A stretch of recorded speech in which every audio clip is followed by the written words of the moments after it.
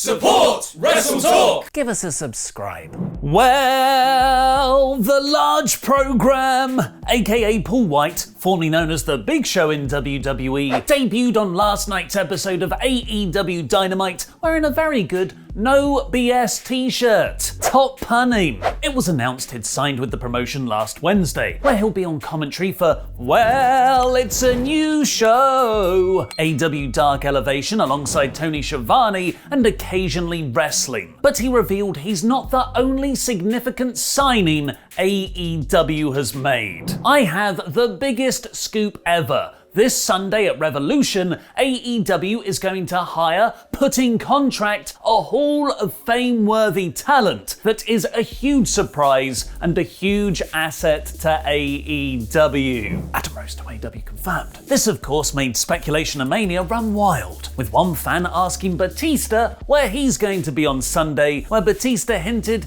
he might not be as retired as we thought. They're going to have to come up with another word that's used specifically for professional wrestlers who actually mean it when they say they're retired. Currently, the word retired has zero credibility by professional wrestling standards. Facepalm emoji, which kind of sounds like he isn't coming out of retirement, or that he is definitely retired. White's Hall of Fame level talent wording does limit the pool of who it could be, as it implies it's a veteran who's already had a Hall of Fame worthy career but isn't currently in the Hall of Fame, which does rule out Batista and other speculated names like Mick Foley and Kurt Angle. You'd assume they're also a free agent right now, and not someone who's already under contract with AEW's partner promotions, New Japan and Impact. Rob Van Dam fits into those categories, and he could work doubling up as the mystery 6th entrant into the Face of the Revolution ladder match at Sunday's pay-per-view, with the winner earning a shot at Darby Allin's TNT title. That's almost the perfect slot to where RVD should be. Otherwise, I can't see that vacant spot being the same as White's tease debut. Because if you're thinking current free agent, not in the Hall of Fame,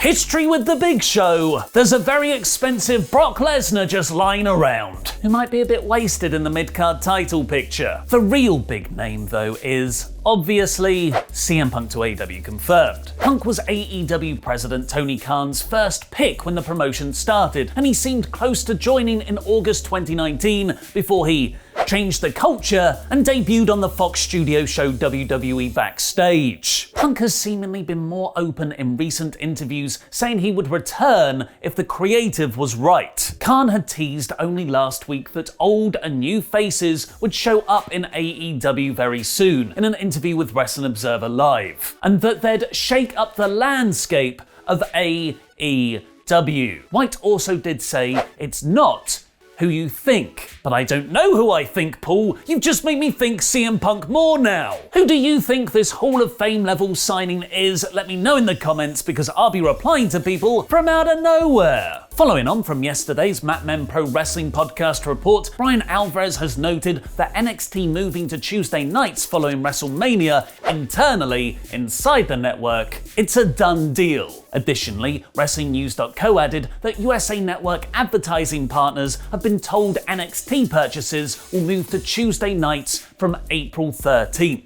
Fightful have also shared a screenshot of what happens when subscribers try to cancel their WWE Network subscription, which warns they'll miss an unnamed NXT TakeOver set to air on Thursday, April 8th, 2 days before WrestleMania 37 Night 1. Fightful Select is also reporting that Marty Scurll's New Japan Strong angle filmed last week has been scrapped because of the negative online response, and that there were several members of the roster who weren't thrilled with his involvement either, with numerous people apparently saying if they would have been made aware of Scurll's involvement ahead of time, they would have made it clear that they didn't want to work at the tapings. Scurll and ROH parted ways in January following speaking out allegations made against him last June. Sadly, legendary promoter Jim Crockett Jr. has passed away at the age of 76. Crockett was responsible for running promotions in the Carolinas during the territory days, as well as serving a number of terms as NWA president. Crockett would ultimately sell Jim Crockett Promotions to Ted Turner in what would become WCW. But now it's Thursday, you know what that means. It's time for my review of the AEW Dynamite special. See you at the crossroads, crossroads, crossroads. See you at the crossroads, crossroads, crossroads. In about 5 minutes. Thanks for your support on Patreon, the Kessel Run DX Solo, and Dustin the Professor Latham. The Big Show, not that big show, opened with its biggest match to get people to tune in from the start. Cody Rhodes and Red Velvet versus Jade Cargill and Shaq, a basketball player best known for his lead role in the 1997 superhero movie Steel. Not only is Shaq so tall, he made everyone else look like a backstage WWE interviewer, but he played his role perfectly in the best kind of celebrity match. Massively overbooked, where all the actual wrestlers effectively wrestle themselves. Cody would throw himself into the corner, flip himself over Shaq for a back body drop, and even took a Shaq powerbomb. While Cargill and Velvet had fiery back and forths, with Jade covering her inexperience by being an over-the-top obnoxious heel. It felt like they did most of the physical stuff, setting up the tables, getting the heat, which makes sense as Shaq's got a few injuries and his knees aren't great. Oh my god, Cody just put him through all the tables outside! We even got a good god almighty from JR, and in the chaos, Cargill pinned Velvet. Shaq sold the spot like he was doing his own meme and was somehow loaded into an ambulance. But when Tony Schiavone went to interview him, which is Alex Marvez levels of inappropriate, the guy's unconscious, Shaq was nowhere to be found.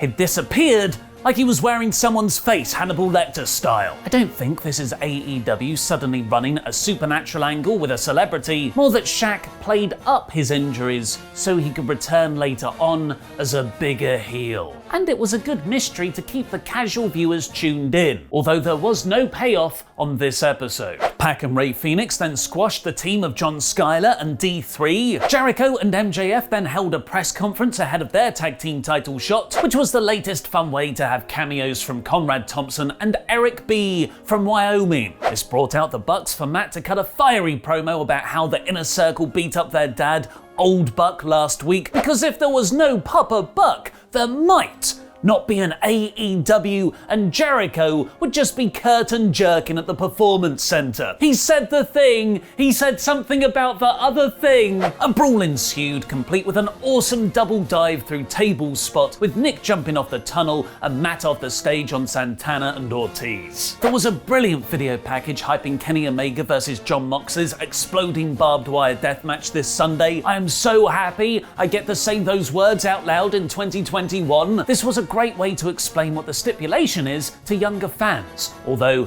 it is pretty much described by the title. Spoiler, it's got explosions and barbed wire, and it included an awesome cameo from Atsushi Onita, the pioneer of death matches in FMW. It's just a shame this was the only thing on the show promoting that huge main event title match. With no time to catch your breath, now it's time for Tully Blanchard to show Jungle Boy the hard version of 80s nostalgia. He's going full Gran Torino on your boy Marco Stunt. In his first match since 1989, the year Taylor Swift was born, Tully was just so good, tagging with FTR against Jurassic Express, complete with JJ Dillon and hitting someone with a shoe spot. Who throws a shoe? The proper wrestling work was done by Luchasaurus, Jungle Boy and FTR, but Tully had some great spots with Marco, a smart idea considering Marco is much easier to do moves on, including busting out the classic slingshot suplex and even getting the pin off a spike pile driver, thanks to some interference from a hooded Shawn Spears, marking the first time Tully's FTR and Shawn Spears guys have come together. Arn Anderson came out to do the Four Horsemen hand signal because nostalgia references are sometimes more fun than heel-face consistency. JJ then brilliantly tried to interrupt Tony's transition promo, bringing that spontaneous 80s chaos before Paul White came out to tease that Hall of Fame level worthy signing. Ryback Back to AEW Confirmed. Then came the really great finals of the Women's Eliminator Tournament, a reminder that AEW should have at least put all the US matches on Dynamite. I really like Mizunami's super goofy but still intimidating style, and she went over Nyla Rose to face Shida for the title this Sunday. It looked like the Revolution opponents were going to have a moment of mutual respect during the trophy presentation, but then Mizunami headbutted Shida and they just slapped each other for a bit, which I think is how you say,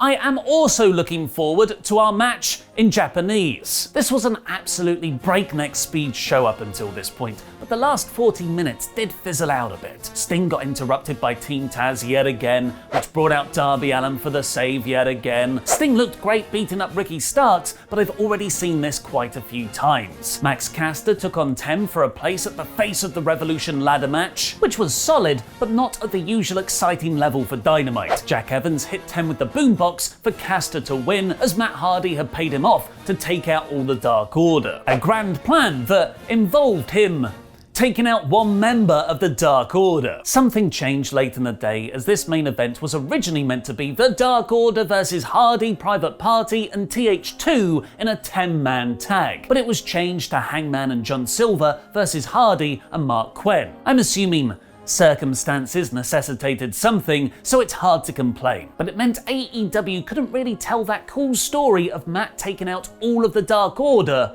while Page watched on helplessly. Instead, Page and Silver won in a fun tag main event as Hardy backed away from Hangman, and it erupted in a nonsensical mid-card brawl to end the show. While I am always up for Matt Hardy screaming at a 9-year-old, this wasn't the big go-home angle I've come to expect from AEW. What did you think of AEW Dynamite? Let me know in the comments down below, and vote in our poll on a poll match on the community tab, where 79% of you voted for Shaq just went through 2 tables. The first 2/3 of this show were amongst the best sports entertainment AEW has ever put on, but it was slightly let down by a fizzled out finale. This week's Dynamite is 4 out of 5.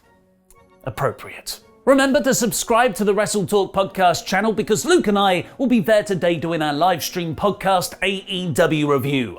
What's going to happen, Luke? Coming up on the WrestleTalk podcast, myself and Ollie Davis will be reviewing AEW Dynamite in full, the go-home show for AEW Revolution, including that awesomely fun tag match between Cody and Shaquille O'Neal. Plus, we'll be getting your thoughts on the show, so all that and more, 7 a.m. Pacific, 10 a.m. Eastern, 3 p.m. UK time on the WrestleTalk podcast channel. We'll see you then. Click the video on the right to watch that, and check out our predictions for Sunday's Revolution by clicking the video down there. And did Melina successfully retain her Quizzlemania Championship last night? Head over to PFK to find out. I've been Mr. Davis. Jam that jam.